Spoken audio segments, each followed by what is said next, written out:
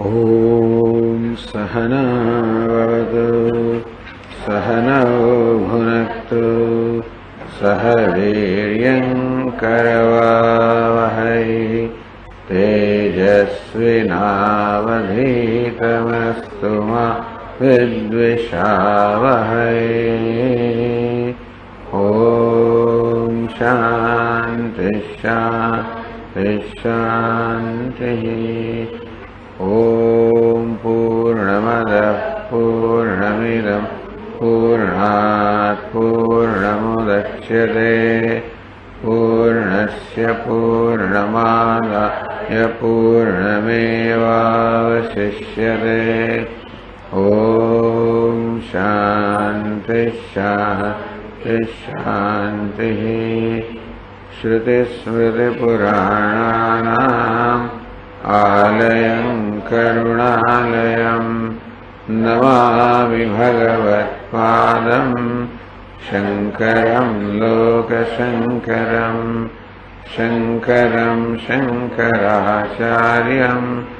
केशवं बादरायणं सूत्रभाष्यकृतौ वन्दे भगवन्तौ पुनः पुनः। ईश्वरो गुरुरात्मेति मूर्तिभेदविभागिने व्योमवद्व्याप्तदेहाय दक्षिणामूर्तये नमः। नमः श्री शंकरानंद गुरुपादाम्बुजन्मने सविलास महामोह ग्राहग्रासैक कर्मणे।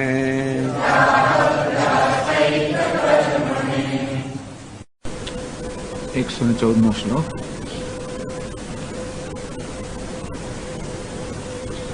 तदित्थं तत्त्वविज्ञाने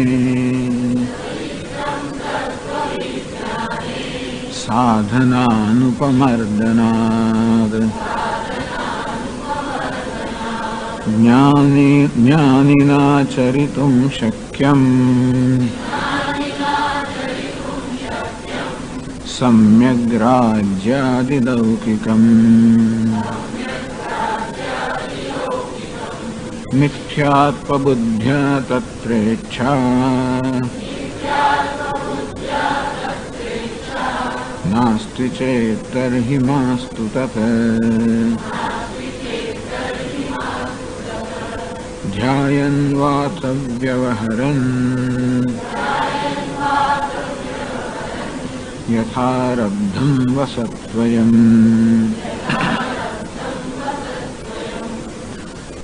तदित्थम तत्तस्मात् कारणात् आपदा कारणों से इत्थम उक्त प्रकार आगा जो चर्चा करा में प्रकार है तत्व विज्ञाने ત્યારે તત્વ જ્ઞાન જન્મે તત્વ વિજ્ઞાન ઉત્પન્ન થાય તત્વનું જ્ઞાન થાય ત્યારે સાધન અનુપમર્દનાत् વ્યવહાર કરવાનું જે સાધન છે આપણું શરીર વાણી મન બહારના પદાર્થો આ બધા પદાર્થોનો અનુપમર્દને એનું ઉપમર્દન અર્થાત નાશ થતો નથી. આમ તત્વજ્ઞાનથી કોઈ વસ્તુનો નાશ થતો નથી. વસ્તુ જેવી છે તેવી રહે છે. તત્વજ્ઞાન માત્ર વસ્તુનું તત્વ કે વસ્તુની સત્યતા કે વાસ્તવિકતા છે આપણે જણાવે એટલું જ કરે. તત્વજ્ઞાન એટલે કે આ સફરજન તેની વાસ્તવિકતા જણાવે કે આ કોઈ સાચું સફરજન નથી, આ તો મિથ્યા સફરજન છે. એ સફરજન દેખાય છે પણ સફરજન નથી. બસ આટલું જ કરે. અને એ તત્વજ્ઞાનથી કે આ પદાર્થનું જે સ્વરૂપ છે એના જ્ઞાનથી આ પદાર્થ કેવો છે જણાય. અને બીજું કંઈ ના થાય. કદાચ આ વસ્તુ વિશે કોઈ પ્રકારના ભ્રમ સેવવામાં આવતા હોય તો એ ભ્રમ દૂર થાય. અને એ તત્વજ્ઞાન માત્ર વસ્તુના સ્વરૂપને પ્રકાશિત કરે, એની વાસ્તવિકતાને પ્રકાશિત કરે અને તેથી એના વિશે આપણામાં કંઈ ખોટા ખ્યાલ હોય તો તે દૂર કરે. અને એ તત્વજ્ઞાન આ જગતની વાસ્તવિકતા છે એ વાસ્તવિકતાને પ્રગટ કરે. એટલે જગત જેને સત્યતા આપવામાં આવતી હતી કે પારમાર્થિક સત્ય છે તો પારમાર્થિક સત્ય એને માનવામાં આવતું, હવે જ્ઞાન થકી આ તો વ્યાવહારિક સત્ય છે, પારમાર્થિક સત્ય નથી, અબાધિત નથી. અને સાથે સાથે એમાં જે કે સુખ વગેરે દેખાય છે એ વાસ્તવમાં ત્યાં નથી. અને એ પહેલા આત્મા વિશે જે ખોટા ખ્યાલ સેવામાં આવતા હતા કે આત્મા અલ્પ છે, દુઃખી છે, કર્તા છે, ભોગતા છે, તો આત્માના વાસ્તવિક સ્વરૂપના જ્ઞાનને કારણે આ કર્તૃત્વ, ભોક્તૃત્વ વગેરે આત્માના ધર્મ નથી, એ પણ સ્પષ્ટ થઈ જાય કે આત્મા નિત્ય શુદ્ધ છે, પૂર્ણ છે. આ પ્રકારે આત્માના વાસ્તવિક સ્વરૂપના જ્ઞાનથી આત્મા વિશે સેવાઈ રહેલા ભ્રમ ચૈતન્ય રૂપ ધ્રુવ, આત્મા કયો છે તો કે ચૈતન્ય સ્વરૂપ છે. આમ આત્મા વિશે આત્માને અલ્પ માનવો, મર્ત્ય માનવો, દુઃખી માનવો, અજ્ઞાની માનવો, આ પ્રકારના આત્મા વિશેના ભ્રમ આત્માના જ્ઞાનથી દૂર થાય. અને જગતને સત્ય માનવું એ જગત વિશેના ભ્રમ જગતના જ્ઞાનથી દૂર થાય. અને ઈશ્વરને દૂર માનવો એ ઈશ્વર વિશેનો ભ્રમ ઈશ્વરના જ્ઞાનથી દૂર થાય.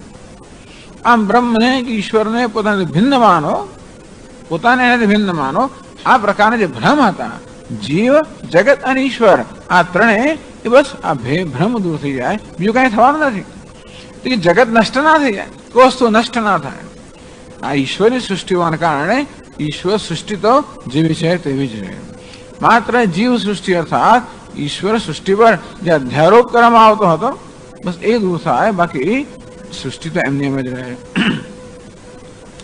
સાધન અનુપમર્દના, અને વ્યવહાર કે કર્મ કરવા માટે સાધનો છે એ બધા વ્યવહારિક સાધનો છે. આ કર્મની સત્તા વ્યવહારના સ્તરની છે, અને તેથી કર્મ કરવા માટે આપણને વ્યવહારિક સ્તરના સાધનો જોઈએ. કોઈ પારમાર્થિક સ્તરના સાધન જરૂર નથી. કર્મ કરવા માટે કર્મ વ્યવહારિક સત્તા છે, અને માટે એ કરવા માટે વ્યવહારિક સ્તરના સાધનો જોઈએ, અને તો રહેતા જ હોય છે. જ્ઞાનિના આચરિતુમ શક્યમ સમ્યક રાજ્યાદિ લૌકિકમ, જ્ઞાનિના લૌકિકમ રાજ્યાદિ સમ્યક આચરિતુમ શક્યમ. એટલે જ્ઞાની વડે આ લૌકિક બધો વ્યવહાર છે રાજ્ય સુધીનો, રાજ્યથી માંડીને જે કે વ્યવહાર હોય એ બધો વ્યવહાર એ સારી રીતે કરી શકે, કારણ કે વ્યવહારના બધા સાધનો ઉપલબ્ધ છે. મિથ્યા તો બુદ્ધ્યા તત્ર ઈચ્છા નાસ્તિ ચેત. ધારો કે એમ કહેવા માંગે આ તો જગત મિથ્યા છે, રાજ્ય પણ મિથ્યા છે, એને શું કરવાનું? એને વ્યવહાર એટલે શું? વસ્તુને બદલીને એમાં કઈ પરિવર્તન લાવવું. અરે એકને કઈ જે થોડું પરિવર્તન લાવવું, કે ફેરફાર કરો, આ બધું કર્મથી આપણે કરીએ ને, તો એમાં શું મિથ્યાની અંદર તમે ફેરફાર કર્યો, આ વસ્તુ અહીં હોય, મારી પાસે હોય, કે તમારી પાસે મિથ્યા છે, આ સાચું સફરજન હોત તો હું કદાચ એના પ્રત્યેનો મારો કઈ અભિગમ જુદા પ્રકારનો હોત, પણ મિથ્યા વસ્તુ હોવાને કારણે એ કોઈ રીતે મારામાં વધારો કે ઘટાડો કરતી નથી. એ હોવાને કારણે એ મારી પાસે હોય કે ન હોય, મારું હોય કે ન હોય, કોઈ મારો આગ્રહ રહેતો. ટૂંકમાં જ્યારે વ્યવહારનું મિથ્યાત્વ જણાવ્યું ત્યારે વ્યવહાર વિશે કોઈ આગ્રહ રહેતા નથી. અને એટલા માટે આગ્રહથી પ્રેરણા કર્મ થતા હોય, વસ્તુ આમ હોવી જોઈએ, આમ ન હોવી જોઈએ. આમ કરવાની પાછળ હંમેશા કોઈનો કોઈ પ્રકારનો આગ્રહ હોય તો ખરો, કે આમ હોવું જોઈએ, આમ ન હોવું જોઈએ. તો કોઈ આગ્રહ ના હોય, આમ હોય તોય મિથ્યા છે અને તેમ હોય તોય મિથ્યા છે, અને એને મિથ્યાપણામાં કોઈ ફેર પડતો નથી. એવું હોવાને કારણે મારામાં કોઈ વૃદ્ધિ કે ક્ષય કરી ના શકે. હું કોઈ વસ્તુમાં ફેરફાર ક્યારે કરું? જો એમ માનતો હોઉં કે એમ કરવાથી મારામાં કંઈક ફેર પડશે, મને કંઈક લાભ થશે, હું જે છું એને કરતાં વધારે સુખી બનીશ, કે વધારે સલામત બનીશ, કે વધારે મહાન બનીશ, એવું કંઈ માનતો હોઉં ત્યારે હું મારામાં કે બીજા કશામાં કોઈ પ્રકારનું પરિવર્તન કરું. બાકી કોઈ ખાલી કામ કરવા ખાતર કોઈ કામ નથી કરતો. પ્રયોજનમ અનુદ્દેશ્ય ન મંદોપી પ્રવર્તતે. કોઈ પ્રયોજન વગર તો કોઈ મંદ એટલે કે અલ્પ બુદ્ધિનો મનુષ્ય પણ કોઈ પ્રયોજન વગર તો કર્મમાં ક્યારે પ્રેરાય જ નહીં. આપણે કંઈ પણ કર્મ કરીએ એની પાછળ હંમેશા એવા પ્રકારની અપેક્ષા આપણી હોય કે એ કરવાને કારણે હું છું એને કરતાં વધારે મહાન બનીશ, ધનવાન બનીશ, વધારે સુખી બનીશ, વધારે સલામત બનીશ, એવી કંઈક તો અપેક્ષા હોય. અને એવું ત્યારે જ કરું જ્યારે મારી એવી પ્રકારની માન્યતા હોય કે એ મને અત્યારે છે એના કરતાં વધારે સુખ આપી શકશે. ટૂંકમાં કોઈક વસ્તુ મને સુખ આપી શકશે, કોઈ વસ્તુ મને વધારે સલામત બનાવી શકશે, એવી જાતનો ખ્યાલ એ વસ્તુ વિશે તો જ હું એને પ્રાપ્ત કરવાનો પ્રયત્ન કરું ને. બાકી બહાર કેટલા બધા પથ્થરો કોઈ પોતાના ઘરમાં નથી લાવતું, કેટલાય બદલો લઈ જાઓ, મફત લઈ જાઓ, કોઈ નથી લાવતું. કેમ? કારણ કે એનાથી મારું સુખ વધવાનું નથી. બહુ રેતી પડી, બહુ કચરો પડ્યો છે, કોઈ ઘરમાં ના લઈ આવે. કેમ? કારણ કે એનું હું સુખનું સાધન જોતો નથી. અને જયારે ખબર પડે કે વ્યવહારના બધા વિષય પ્રકારના જ છે, જેને હું સુખના સાધન માનતો હતો એ ખરેખર સુખ આપવા શક્તિમાન નથી, તો એટલું જ નહીં પરંતુ સુખની મને જરૂર જ નથી. જ્ઞાનનો અર્થ એ કે મને સુખની કોઈ જરૂર જ નથી, હું સુખ જ સ્વરૂપ છું. તદ ઉપરાંત મને કોઈ સુખ આપી પણ ના છે, કારણ કે બધી વસ્તુ જળ છે, મિથ્યા છે. અને તેથી કર્મ કરવાથી શું અને ન કરવાથી શું એવું હોવાને કારણે શક્ય છે કે જ્ઞાની પુરુષને આવું કર્મ કરવાની કોઈ પ્રેરણા ના જન્મે. એવું બને? માં ચેત તરી માં સ્તુતા ભલે તો પછી એવું બને. એના પહેલાના એવા સંસ્કાર હોય કે લોકોને દુઃખી જોઈને પછી એને કર્મ કરવાની પ્રેરણા જન્મે. એવું બને કદાચ. સર્વભૂત હિતે રતા, આ પ્રાણી માત્ર હિતમાં રત છે અને માટે અંદરથી પ્રેરણાઓ જન્મે કે આના એ જાણે છે કે તોય મિથ્યા છે, પરંતુ જેને માટે કર્મ કરવામાં આવે છે એને મિથ્યા માનતો નથી. અને માટે એના દ્રષ્ટિબિંદુ અપનાવીને શક્ય છે જ્ઞાની મહાપુરુષ પ્રગટ કરે. જે લોકો દુઃખી થઈ રહ્યા છે એમના દ્રષ્ટિબિંદુને અપનાવીને એમની પોતાના સુખ વિશેની જે કલ્પના છે એવી વસ્તુ ઊભી કરવાનો પ્રયત્ન કરે. એ બરોબર છે. એવું કરે તો કરે, અને એવું ના કરતો ના કરે. બધા કેટલા આવે કૃષ્ણ ભગવાન બધા આવે ને જતા રહે ને કઈ જે થાય છે તેનું તો એમ કરવા માટે કરવા દઈશું. એમને કહે કે કરવું નથી એવું નથી, એટલે એ કશું કરવા નથી માંગતો અને આ શું છે એવું નથી, ઉદાસીન છે એવું નહીં. પરંતુ એ જાણે છે કે આ વસ્તુની એની કિંમત કેટલી છે, આ ખરેખર શું આપણને સિદ્ધ કરાવી શકે એવું જાણતો હોવાને કારણે કદાચ કોઈને એમાં કોઈ રસ ના હોય તો ભલે માસ્તુ તત્વ, ભલે એને કોઈ રસ ના હોય તો ભલે કર્મ ના કરે. અને બીજા કોઈને કર્મ કરવાની આવશ્યકતા કદાચ ઈશ્વર પ્રેરણા કરે કર્મ કરે તો ભલે તેમ એમ હોય.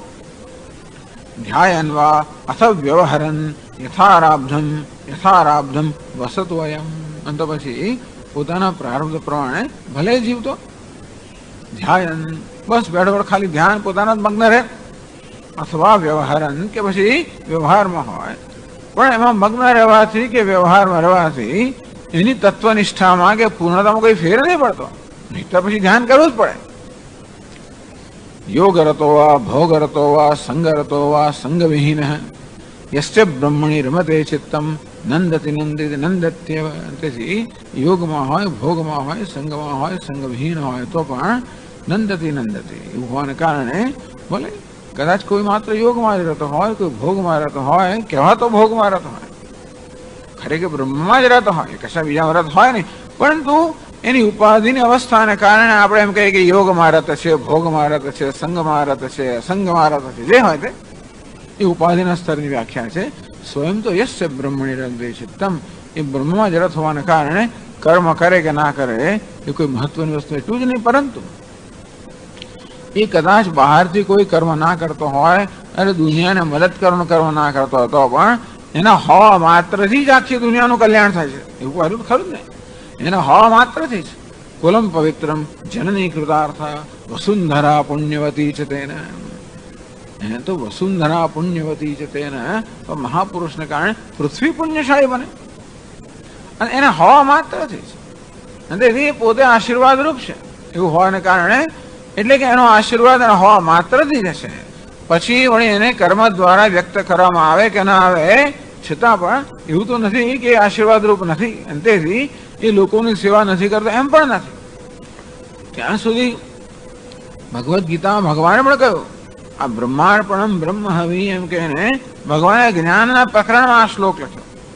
એમ કહીને જ્ઞાનીનું જે દર્શન છે કે એનું જ્ઞાન છે એને યજ્ઞ રૂપમાં વર્ણન કર્યું. તેનો અર્થ એ છે કે બ્રહ્મ જ્ઞાન હોવાને કારણે એ સતત યજ્ઞ કરી જ રહ્યો છે એવું કહી શકાય. અથવા પ્રશ્નોપનિષદમાં કહેવામાં આવ્યું કે કેવી રીતે એના પ્રાણ સતત યજ્ઞ કરી, રાત્રે સૂઈ ગયો હોય ત્યારે પણ આ પંચ પ્રાણ જે છે ને એ દરેક કોઈ યજમાન છે ને કોઈ યજ્ઞ છે ને આ એમ કરી કરીને યજ્ઞ ચાલતો જ રહે છે. ટૂંકમાં આ જ્ઞાન એ સૌથી શ્રેષ્ઠમાં શ્રેષ્ઠ યજ્ઞ છે, માટે એને જ્ઞાન હોવા માત્રથી એ બધા પ્રકારના યજ્ઞ કરી ચૂક્યો. એવું કહે ને સ્નાતમ વા શું છે બધા પેલા શ્લોક જ છે, સમસ્ત સલિલમ, દુનિયાના બધા સ્થળોમાં સ્નાન કર્યું, આખી પૃથ્વીનું દાન કર્યું, બધો ટૂંકમાં આ જ્ઞાનને કારણે આ બધું ફળ જાણના. તેનો અર્થ એ છે કે આ બધું કરવાથી જે થાય એ બધું એના જ્ઞાન માત્રથી જ આ બધી વસ્તુ સિદ્ધ થાય. તેથી એવું પણ નથી કે એ જગતનો ઉપકાર રૂપ નથી, છે જ. કોઈક ઉપકાર શાંતિ સાયલન્ટલી મૂકતા ઉપકાર થતો હોય અને ક્યારેક કોઈ સક્રિયતા ઉપકાર થતો હોય, પરંતુ યથારબ્ધમ વસત્યમ, તેથી એના પ્રારબ્ધ પ્રમાણે ભલે જીવતો.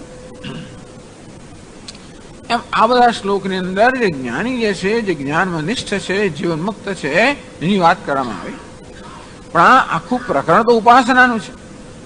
આ પ્રકરણ ઉપાસનાનું છે, પણ એની અંદર પેલા ઉપાસક અને જ્ઞાની બે વચ્ચેનો ભેદ બતાવવા માટે આ જ્ઞાની વિશે પણ આ ગ્રંથકારે લંબાણથી ચર્ચા કરી.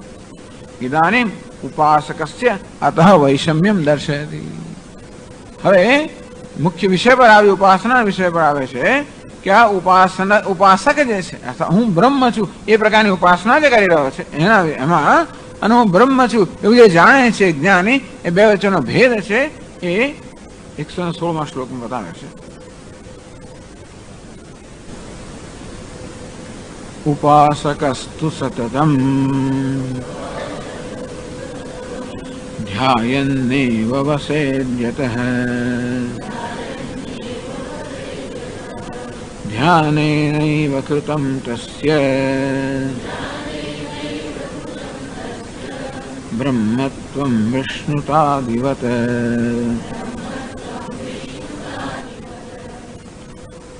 ઉપાસકસ્તુ પરંતુ ઉપાસક છે એને માટે આ જે ચર્ચા હતી એ જ્ઞાની લાગુ પડે છે, ઉપાસક નહીં.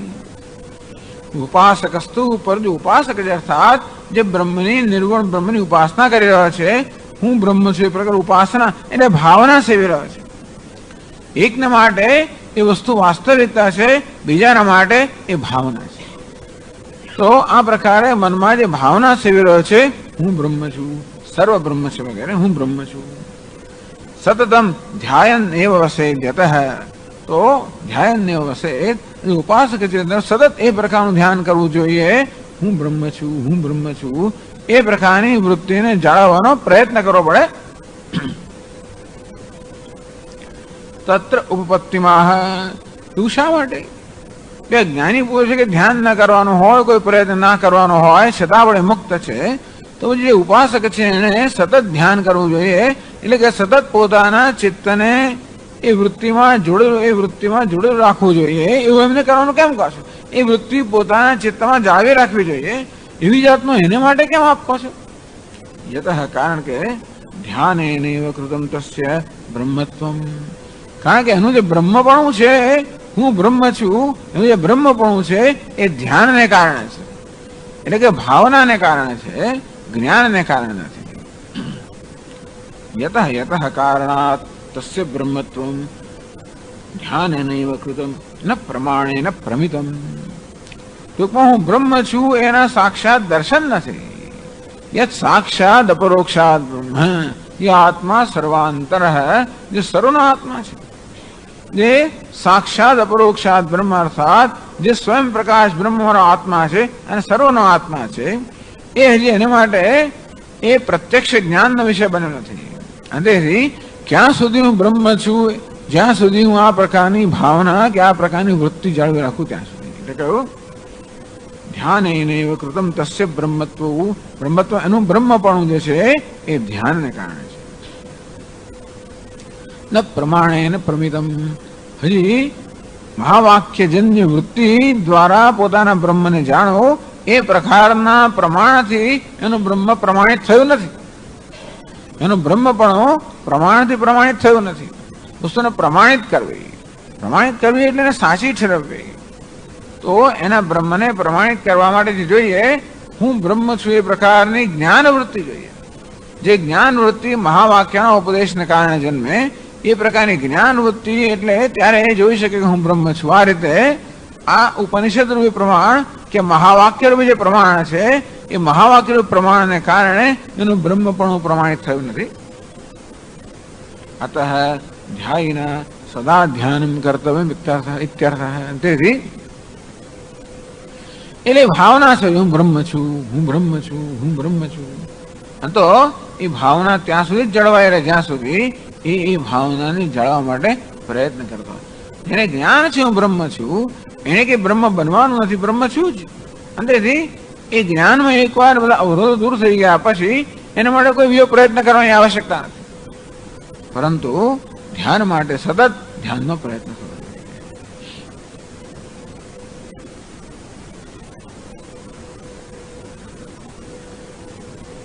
તત્ર દૃષ્ટાંત તો કેવી રીતે આ ધ્યાયી જે છે કે ઉપાસક છે એનું બ્રહ્મપણું ધ્યાન પર આધારિત છે અને ધ્યાન હોય ત્યાં સુધી જે છે એ સમજાવવા એક દૃષ્ટાંત આપે છે. વિષ્ણુતાદિવત યથા સ્વસ્મિન ધ્યાનેન સંપાદિતસ્ય વિષ્ણુત્વાદેહ પારમાર્થિકત્વમ નાસ્તિ તદ્વત ઇતિ. જે રીતે માણસ કોઈ કલ્પના કે હું વિષ્ણુ છું, આ પ્રકારે અહંગ ઉપાસના કરતો હોય હું વિષ્ણુ છું, હું વિષ્ણુ છું, એ જાણીતી વસ્તુ છે માટે એને દ્રષ્ટાંત તરીકે આપે. હું બ્રહ્મ છું એ પ્રકારની ઉપાસના જાણીતી નથી. આ ગ્રંથકાર એ પ્રકારની ઉપાસના જે છે એ ઉપાસના હિમાયત કરી રહ્યા છે. નિર્ગુણ બ્રહ્મની ઉપાસના થઈ શકે એવી હિમાયત આ પ્રકરણમાં ગ્રંથકાર કરી રહ્યા છે. એ માટે એમણે શ્રુતિમાં દૃષ્ટાંતો પણ આપ્યા કે દરેક મોટાભાગના ઉપનિષદમાં ઓમકારને અનુલક્ષીને ઉપાસના આપેલી હોય છે. એ ઉપાસના ખરેખર નિર્ગુણ બ્રહ્મની છે. ઓમકાર જેમ પ્રશ્નો કહેવામાં આવ્યું કે ભાઈ આ એક આયતનથી વિદ્વાન જે હોય પ્રાપ્ત કરી શકે. અથવા ઓમકાર જે છે એ અપરબ્રહ્મનું અને પરબ્રહ્મનું અર્થાત સગુણ બ્રહ્મનું અને નિર્ગુણ બ્રહ્મ બંનેનું નામ છે કે પ્રતીક છે, નામ છે. એવું હોવાના કારણે ઓમકારની મદદથી નિર્ગુણ બ્રહ્મ કે સગુણ બ્રહ્મ જે ઈચ્છા હોય એ વિદ્વાન ધ્યાન કરી શકે. એમ કરીને નિર્ગુણ બ્રહ્મના ધ્યાન માટે પણ ઓમકારને ત્યાં આગળ પ્રસ્તુત કરવામાં આવ્યો. જેમાં પ્રશ્નોપનિષદમાં અને આ રીતે બધા ઉપનિષદની અંદર ઓમકારની ઉપાસના કહેવામાં આવી હોય છે. અને એ રીતે હું બ્રહ્મ છું એ પ્રકારની ભાવના, તો હું વિષ્ણુ છું એ પ્રકારની ભાવના. યથા સ્વસ્મિન ધ્યાનેન સંપાદિતસ્ય વિષ્ણુત્વાદેહ, જેમ પોતાના ધ્યાનથી સંપાદિત કરેલું હું વિષ્ણુ છું એ પ્રકારનું વિષ્ણુ પણ પારમાર્થિકત્વમ નાસ્તિ. કોઈ તો ભાવનાનો પ્રશ્ન છે. એટલે વાસ્તવમાં વિષ્ણુ નથી, તો ભાવના કરું છું હું વિષ્ણુ છું. એ ભાવના ક્યાં જળવાય રહે? જ્યાં સુધી હું ધ્યાન કરતા હોઉં ત્યાં સુધી. અને તે રીતે હું બ્રહ્મ છું એવી ઉપાસકની ભાવના છે. એના માટે એ જ્યાં સુધી ધ્યાન કરતા હોય હું બ્રહ્મ છું ત્યાં સુધી ભાવના જળવાય રહે. એટલા મોટો તફાવત કરો કે જ્ઞાની પુરુષના સંદર્ભની અંદર હું બ્રહ્મ છું એ હંમેશા જળવાય રહે, કારણ કે એને બ્રહ્મ હોવાનો પ્રયત્ન કરવાનો નથી. એમાં એના માટે એક વાસ્તવિકતા છે. જ્યારે જે ઉપાસક કે ધ્યાયી જે છે એના માટે અત્યારે વાસ્તવિકતા નથી અને માટે એ પ્રકારની ભાવના જાળવી રાખવી છે. તેથી એ બે વચ્ચેનો મોટો તફાવત કયો.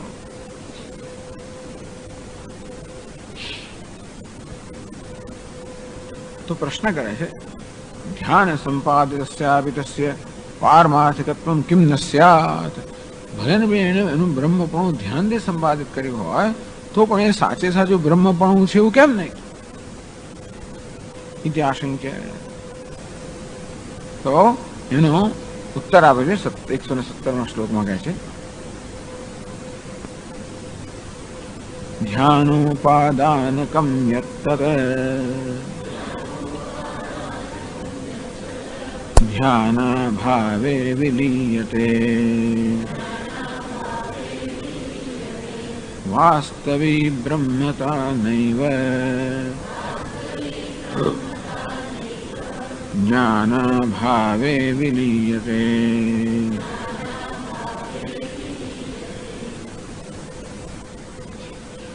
ધ્યાન ઉપાદાનકમ યત તદ ધ્યાન અભાવે વિલીયતે.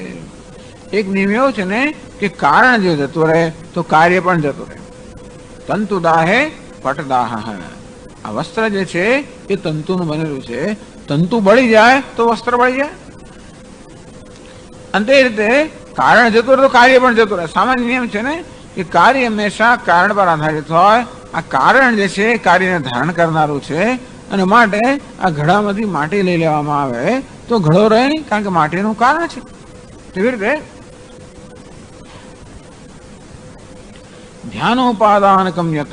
તો આ માટી એ ઘડાનું ઉપાદાન કારણ છે. તેવી રીતે હું બ્રહ્મ છું, મારું બ્રહ્મપણાનું ઉપાદાન કારણ કયું? ધ્યાન. ધ્યાન ઉપાદાનકમ યત્તત ધ્યાન અભાવે વિલીયતે. એટલે કહ્યું ધ્યાન સંપાદસ્ય વાગ્ધ્યાનત્વાદે ધ્યાન અપાય અપગમ દર્શન. જેવી રીતે આ મારું બ્રહ્મપણું ધ્યાનને કારણે છે અને એ કારણે જતો રહેતો બ્રહ્મપણમાં જતું રહે. તો આ જે જીવન મુક્ત છે એનું બ્રહ્મપણું કોઈ કારણ નથી. જીવન મુક્ત જયારે એમ કહે કે હું બ્રહ્મ છું, શા માટે કહો છો? શું કારણ છે? બસ મારો સ્વભાવ છે. આમ જયારે આપણને સૂર્ય કે હું પ્રકાશમય છું કે અગ્નિ કે ઉષ્ણ છું, એ એનું કારણ છે, એનો સ્વભાવ છે. અને તેથી જેમ અગ્નિએ ઉષ્ણ રહેવો કોઈ પ્રયત્ન ના કરવો પડે, હવે પાણીએ ગરમ રહેવો તો પ્રયત્ન કરવો પડે. આ પાણીનું ગરમપણું છે કોને કારણે છે? અગ્નિના સંપર્કને કારણે છે. અને માટે અગ્નિનો સંપર્ક જતો રહે તો પાણીની ગરમી પણ જતી રહે. જ્યારે અગ્નિએ પોતાની ગરમી જાળવવા માટે કે અગ્નિએ ગરમ રહેવાનો કોઈ પ્રયત્ન ના જ કરવો પડે, કારણ કે એનો સ્વભાવ છે. તો જળનો સ્વભાવ નથી. ઓમ પૂર્ણમદ પૂર્ણમિદમ પૂર્ણાત પૂર્ણમુદચ્યતે પૂર્ણસ્ય પૂર્ણમાદાય પૂર્ણમેવાવશિષ્યતે. ઓમ શાંતિ શાંતિ શાંતિ. શંકરં શંકરાચાર્યં કેશવં બાદરાયણં સૂત્રભાષ્યકૃતૌ વંદે ભગવन्तૌ પુનઃ પુનઃ.